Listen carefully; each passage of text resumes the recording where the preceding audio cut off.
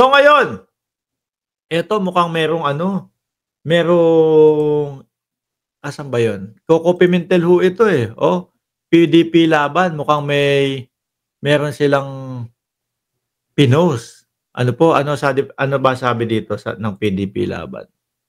February 20, 2025. Sabi ng PDP laban press statement, PDP laban denounces use of party name by Pimentel. Aba, ginagamit pa din ba ni Pimentel yung PDP laban? Actually, founder nga ang tatay niya dyan, eh. Parang ang pagkakaintindi ko, nagkaninokan, no? Nagkaagawan, biglang kanila na ho, mga kababayan. Di ba?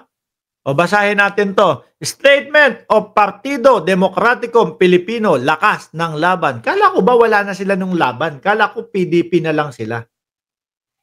Di ba? Yun yung balita dati. O, wala na po kaming laban. PDP na lang po kami.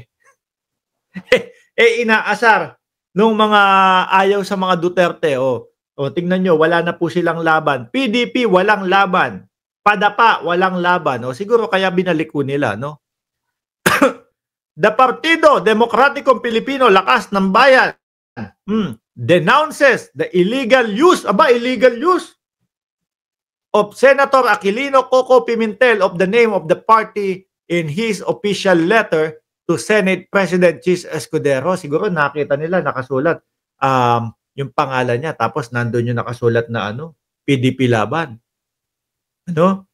Urging the Senate to act on the impeachment complaint filed by the House of Representatives against Vice President Sara Duterte.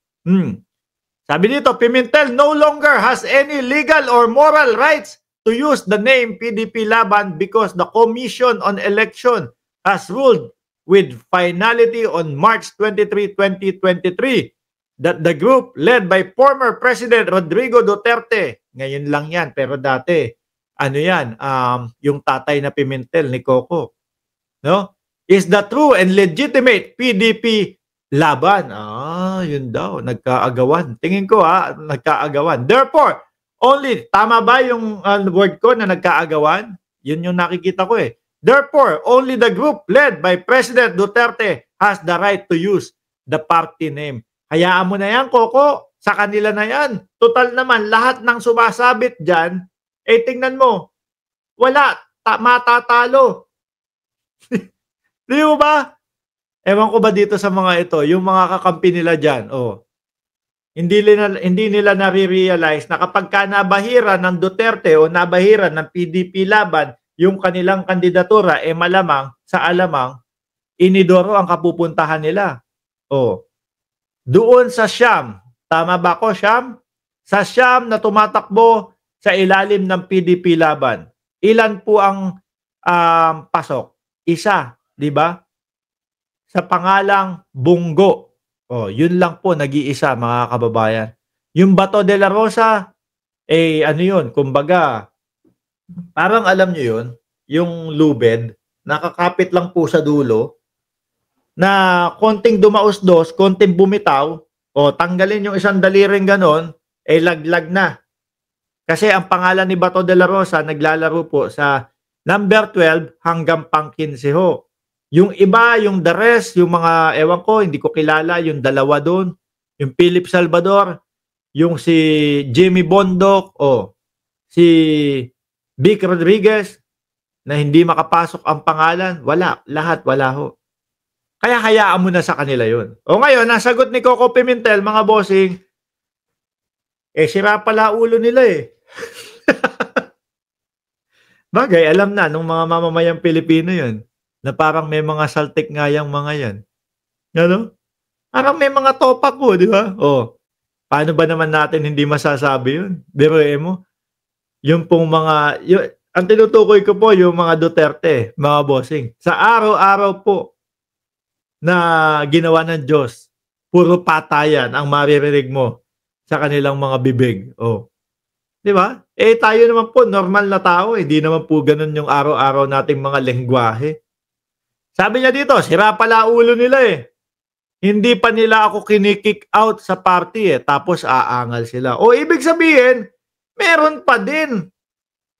'Di ba? Nandoon pa din pala siya sa loob. O ano inaangal nila? 'Di ba? Sabi ni Banat Boy na kaibigan natin, mamaya papatulugin niya si Marcos. Oh, suportahan niyo po yung channel niyan. Ayan po, kapagka hinanap niyo po yung channel niya kung nasaan, ayan, Banat Boy. Yan po mismo ang ita-type niyo. Grabe din ginawa kay Senator Coco diyan. Isa din yan sa na-demonize ng Duterte, si Coco Pimentel, pa lumabas na kontrabida sa ginawang partido ng tatay niya. Oh, correct. Kung ako sa kanya, hayaan niya na yung PDP na yun. Bakit? Eh, puro talunan yung mga nandun eh. Madamay pa siya dyan. Di ba? To. Sira, sira pala ulo nila eh. Hindi pa nila ako kinikick out sa party eh. Tapos aangal sila. O ano nga naman yung iniaangal nila? Partido ko naman tunay yan. Partido ng father ko. At ako ang bumubuhay o ang bumuhay niyan hanggang sa time ng kaso ng COMELEC. Oh, ay di ho ba? Pero kung ako ho kay Coco Pimentel, hayaan niya na ho yan. Ano?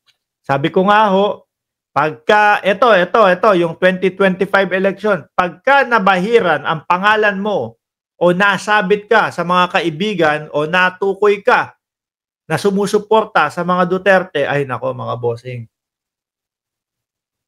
bagsak ang kandidatura. Maniwala ho kayo, mga kababayan. Ano? Kung dati po, nung kailan ba yun?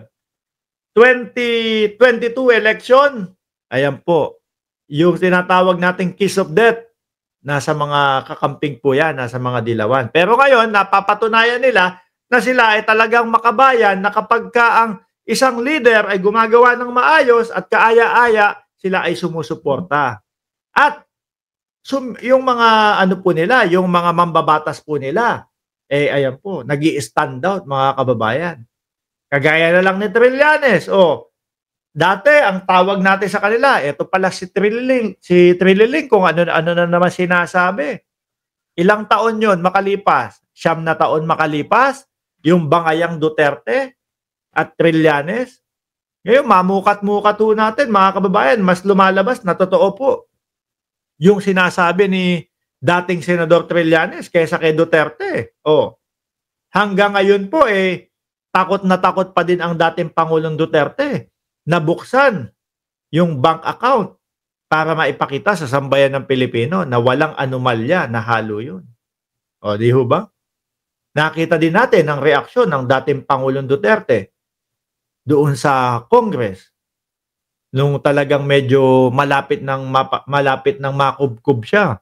O sabi niyo po, sabi ni Suarez, o sabi niyo po, dating Pangulo, bubuksan natin mamaya o pipirma po kayo ng waiver para mabuksan yung bank account. Aba, hinawakan yung mic. Gustong batuhin ng mic o gustong ihampas kay Trillanes. Nakita po yung pagkapikon. Di ba? O wag mo, sabi ni DJ Omario, Pilipinas, Duterte pa rin kami. Uy, Pilipino kami. Wag mo kaming idamay dyan. Parte kami ng 32 million na bumoto. Pero wag nyo na kaming isama sa 32 million nyo. Kayo-kayo na lang yan. O di ba? So hindi magandang gamitin. Pilipinas, Duterte. Ano tawag mo sa amin? Pilipino kami. Hindi kami Duterte. Di ba? Oh.